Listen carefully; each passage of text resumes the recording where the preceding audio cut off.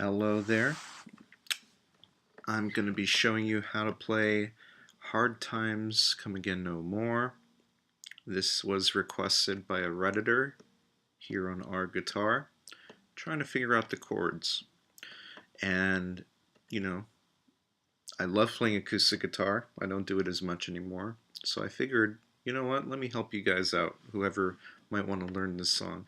Apparently this song is in Far Cry 5, which was covered by one of the NPCs on there, which is really cool. And so I'm going to show you how to play it. And I'm going to be doing my best Bob Ross impression as we go, just because I think the calming nature of the song dictates a much more calming demeanor. I'm going to be showing you the chords using a capo on the 3rd fret. If you do have a capo, I highly recommend that you tune the guitar up to standard tuning, what it's supposed to be tuned at, and then you put your capo right here on the 3rd fret. And what I'm going to be showing you first are the chords using the capo, and then I'm going to be telling you the chord names using bar chords in case you don't have a capo, because you can still play the song. It'll sound a little bit different because you won't be able to do some of the open kind of chordal things, right, which a capo allows, but you'll still be able to play. Okay, so even if you don't have a capo, you're good. If you do have a capo, you're good. And then after I show you that, I'll do a playthrough, just a quick little playthrough showing you the 2 progressions, and a little bit of explanation on the fills that I do, because I don't just play the chords straight. That gets kind of boring for me very fast. And from there, I think we'll be done. Yeah, I think that's it, unless I'm forgetting something. I don't think I am. Anyway, let's get started, okay? The first progression, which is the main progression, is really only 3 chords, okay? I'm going to show you those 3 chords, and then we're going to move to the second progression, show you those extra chords that go in between the core chords. I'll tell you the bar chords, chord names, the actual chord names, and then we'll move into playing and what I'm doing to embellish it. First chord we got here is a C chord. Now, even though we are using a capo on the 3rd fret, this isn't actually a C chord, okay? Something very important to remember is that the capo doesn't magically move the actual note C to this position. What it does is that you're allowed to use these shapes in this position, and we call this a C shape, and this would be a G shape, this would be a D shape, A shape, right? You can use these shapes, but the actual chords are, for example, this is actually a D sharp, a major, D sharp major, and this would actually be a G sharp, and then back to the D sharp, and then an A sharp, and then going back to that D sharp. Okay, so it's important to know that, you know, don't get too mixed up thinking that this is actually a C. We're just going to be using the chord shape name, and that makes it easier for using a capo. Okay. Anything else I'm forgetting? I don't think so. Okay, so let's get started here. That's our first chord. This is C shape. If you know a C shape, that's what we play there. If you don't know a C shape, I can tell you what it is. It's our ring finger, 3rd fret.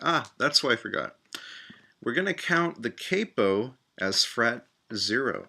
Okay, so this will be 0 fret, 1st fret, 2nd fret, 3rd fret, 4th, etc., etc., etc. So don't rely on the markers to tell you what fret you're on, okay? Because once you use that capo, everything is moved up. You know, so in this case, everything is moved up 3 frets. Therefore, this will be 0, 1, 2, 3, 4, 5, 6. Okay, Just wanted to clarify that. So again, C, ring finger, 3rd fret of the A, middle finger, 2nd fret of the D.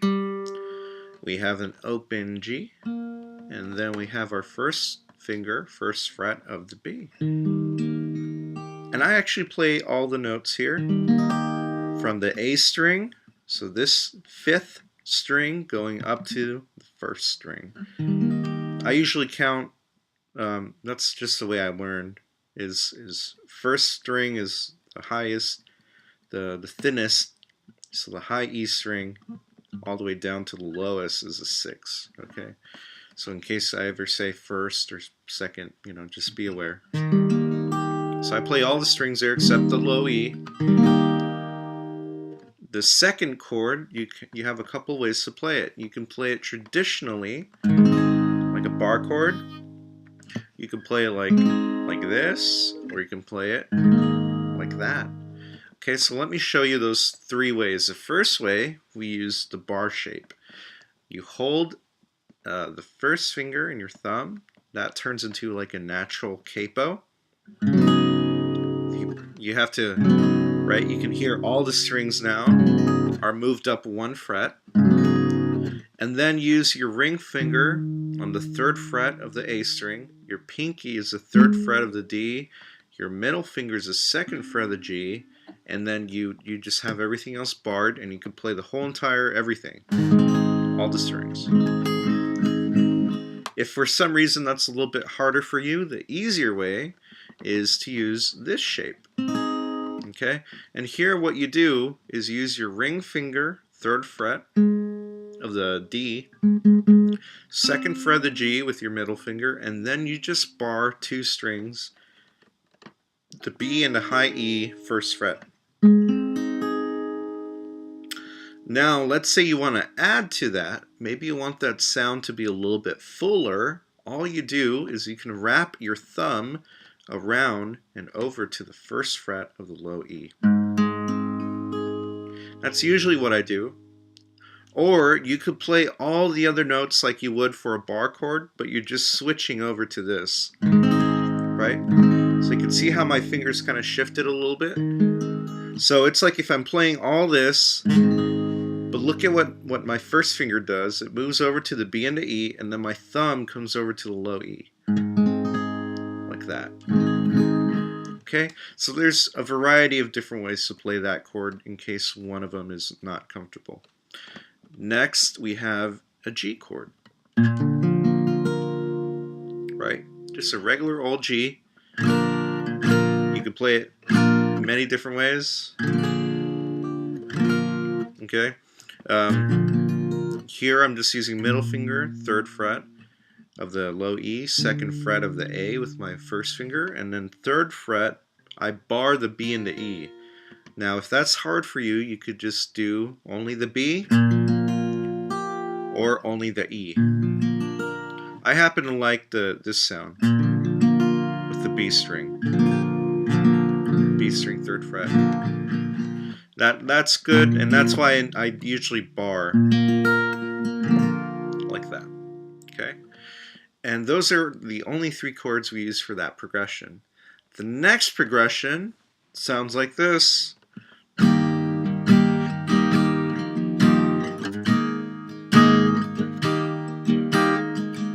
It'll be pretty much the same up until this chord. And there's that passing chord there. And the new chord there is a D7. Okay? And what I do there is open D, 2nd fret of the G, 1st fret of the B, 2nd fret of the high E. And I do a little triangle. So my 1st finger is on the B, my middle finger is on the G, and then my ring finger is on the high E. Like that. Okay, and then we go over to the G chord. And then that's the 2nd passing chord right there, which is just moving our C shape over to this kind of like a B. I kind of think of it like like that, where you still have the C, but you're just walking down the root note. So it's kind of like with a C with a B on the bottom, right? And what that is 2nd fret of the A string, open D, open G, 1st fret of the B, and then we continue with that progression. Okay, so that's the only difference with the 2nd progression, is you add in that D7 and then you add in this other chord here. And if you notice, I'm playing everything with my fingers, not using a pick, but you can use a pick if you'd like. Okay, so now let me tell you what the chord names are, in case you are curious to play this without using a capo.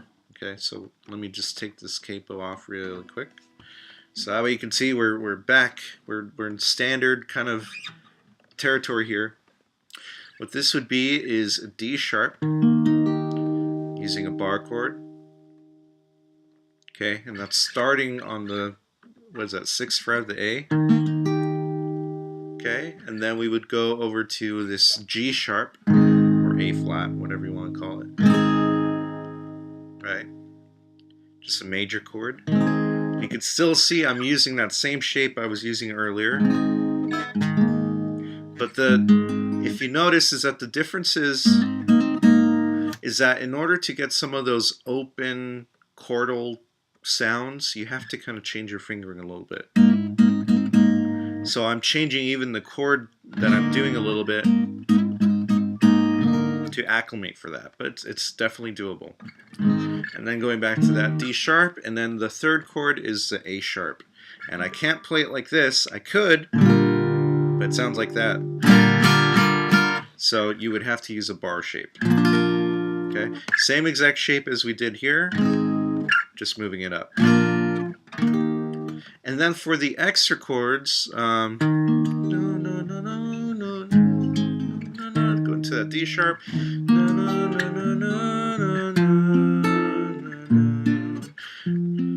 That would be an F7. Okay, it's an F7. Some people call it, I think they call it a dominant 7, don't they? I think they do. And then going back to that A sharp.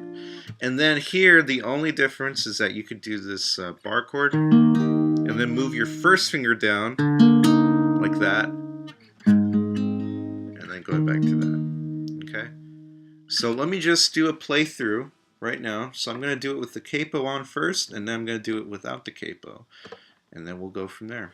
I'm going to sing little bits of it. I'm not going to sing everything, but I'm just going to sing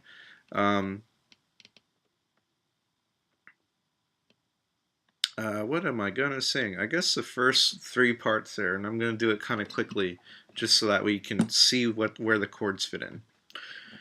Okay.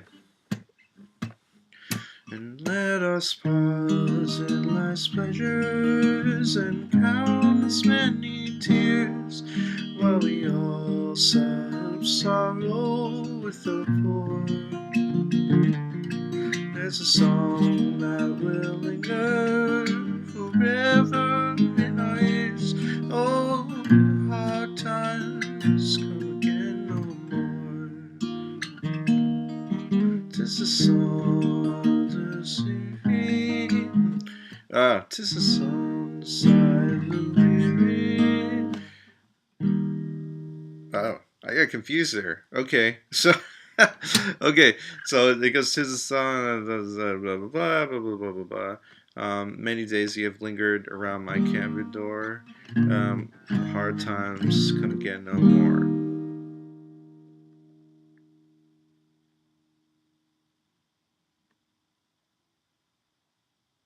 Oh, actually, yeah, let me.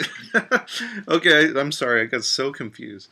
I see what happened now. It's because I completely forgot how the second part kind of goes, but now I just remembered. So let me just do a little restart. Okay. So what I'm doing there is just doing C to F, C, C to F to G, C, C, C to F to C, C to G to C. Okay, so let me just play that through one time.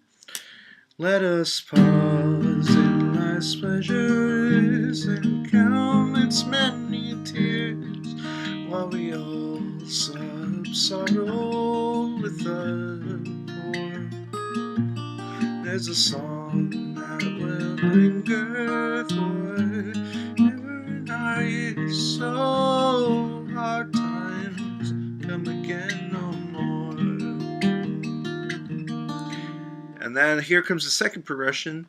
'Tis a song, the sigh of the weary.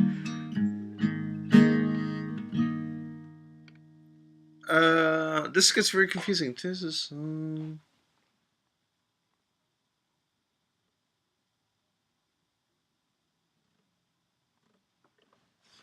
Let me look this up really quick. I'm super confused. I'm so confused. There's a song, the sighs of the weary, hard times come again no more. Right, okay. Super confusing. Okay, so it's 'tis a song, the sigh of the weary.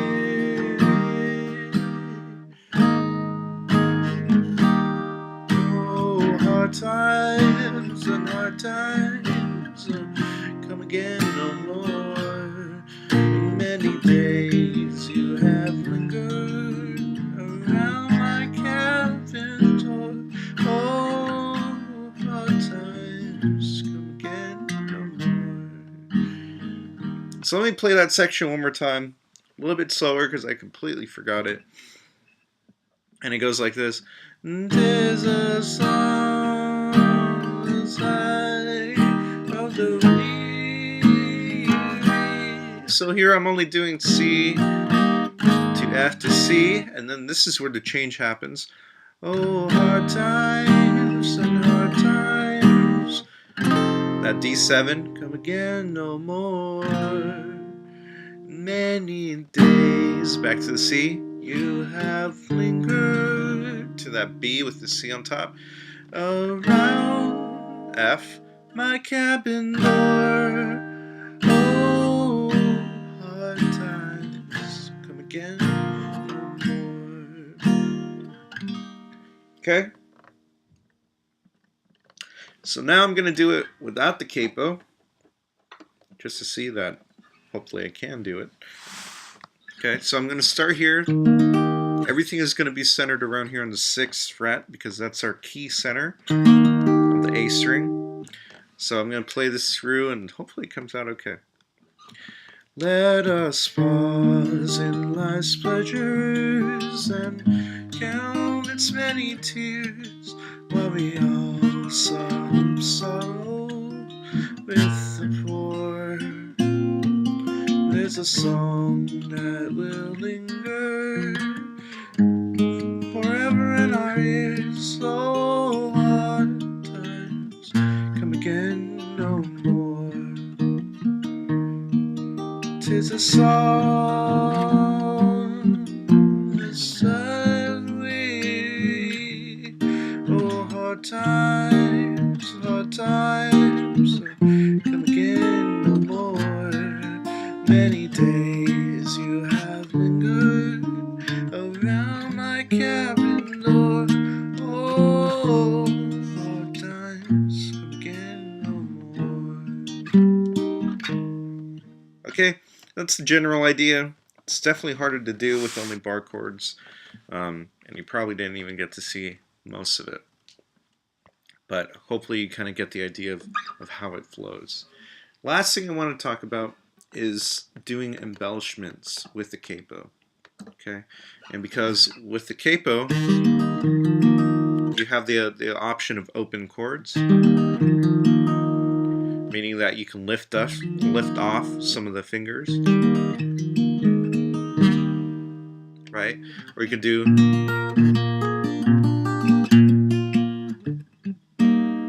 do things like that. So let me tell you what I do generally for each chord. For the C chord, I like to lift off the middle finger, which is the second fret of the D, and do that kind of sound. Where I hammer on. So in other words, you play the string, and then you put your finger down. But I do it with like I'm pulling on all the other strings. Okay. And another thing I like to do is I'm playing the C normally, and maybe I'll add the pinky on the D string, 3rd fret. Which actually sounds what's happening a lot, so it's kind of like a na na na na na na, right? So it's kind of sounds very pretty. And then with the F chord, that's why I like to use my thumb over here, like that, because then it allows me to use my middle finger, exactly what I was doing over here with the C chord, right? And then I can move back to that C if I want to.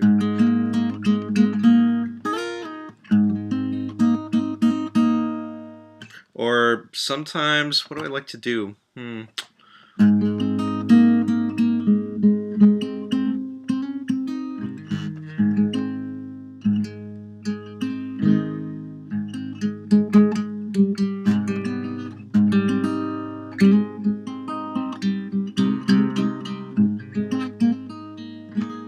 that's usually the go-to that I usually use for a chord like that.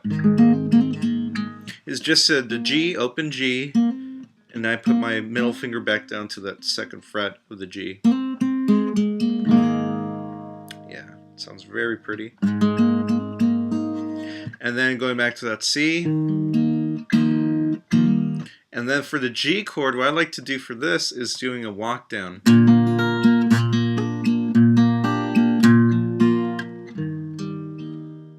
Okay, that's also very handy, which is to do your G chord like this. And then what I do is I switch my fingering. My middle finger doesn't move. 1st fret of the E string, everything else is open strings. And then everything else is open except the 3rd fret of the low E. And then I put my ring finger down 3rd fret of the B string. Right, and that sounds very cool. I like to do that. So if I was to play this, and it's going to be a little hard for me to do, but hopefully I can do it. Let us pause in life's pleasures and count its many tears while we all some sorrow with the poor. There's a song that will linger forever in our ears, so hard times come again no more. Right, so experiment. Definitely try different things. Try out a little bit of adding notes or taking away notes, and it changes the song to be more for you rather than you're just playing the song like everybody else does. Considering this is such a folky kind of song, like the idea is to make it your own, whether it's your voice, whether it's, maybe something slightly different that you're doing when you're playing. The idea is that you're not always going to play it 100% exactly the same like the other guy. You can play it your own way, okay? But if you do want to learn it 100% like the other guy, then, especially for the cover that's on Far Cry 5, then don't be afraid to just really give it a listen. I already showed you what chords I use and everything. Just really give it a listen and use your ears to kind of find those little embellishments that the artist likes to use. For example, there's this one. I hear that one a lot in there. And I hear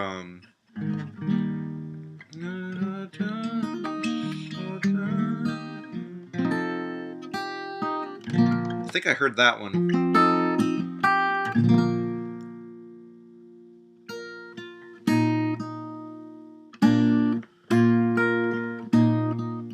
And even what I did with the high E string on the G, you can do it on the B. Right? So experiment. Definitely try these chords out. And that's the advantage of having a capo. Is that you're left to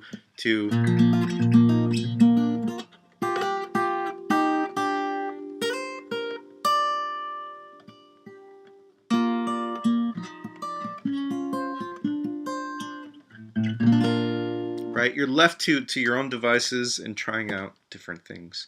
Okay, so I'm sorry if this video is pretty long. I imagine it is, but hopefully somebody out there has some value in it. I thank you so much for watching. I hope you have some fun learning this song like I did.